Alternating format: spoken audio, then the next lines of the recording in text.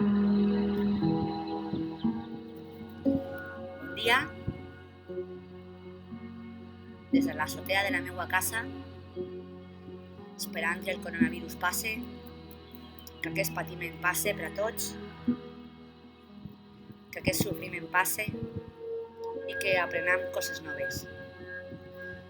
Avui vull parlar d'això mateix, del patiment, del sofriment que tenim com a persones, com a mestres, com a pares. Jo no soc ni mare, ni pare, ni tinc fills, però soc mestra i estic patint per tots. Doncs bé, anem a fer un moment de silenci.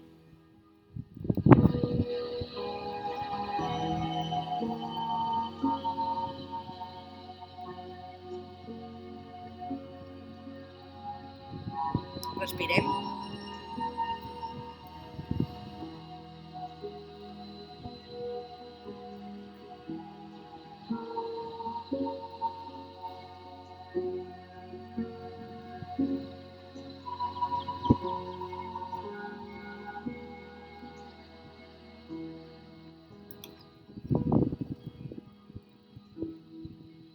Millor?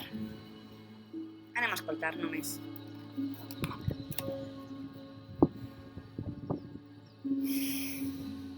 Respirem. Tenim que tindre en compte que el nostre patiment acaba convertir-se en el patiment dels nostres xiquets, dels nostres fills. I això no pot ser. Per això és molt important ara parar, a conèixer-nos, a acollir el nostre patiment i fer mindfulness en la nostra vida quotidiana. Perquè el mindfulness només és per a no cremar-nos per dins, sinó que permetís una transformació en la nostra consciència. I si nosaltres estem en la nostra consciència, els vostres fills estaran en la seva consciència. Perquè tenim que cuidar-nos molt a un mateix i oferir al xiquet models de comportament. En què volem viure ara mateix?